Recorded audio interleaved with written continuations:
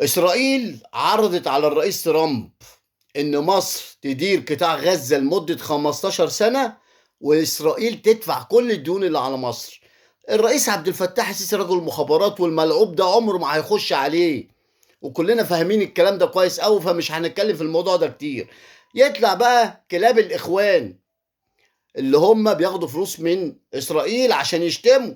يطلع معتز مطر يقول الشعب المصري الأوساخ الكلاب، ويطلع محمد نصر يقول دين أم الشعب المصري، ويشخر على الهوى للقيادة في مصر وللشعب المصري عشان 40,000 جندي مصري واقف في سينا.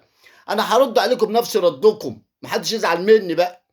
محمد ناصر ده ابن وسخ، معتز مطر ابن وسخ، أسامة جويش ابن وسخ، عماد البحيري ابن وسخ. انتوا مالكم بينا يا ولاد الوسخ؟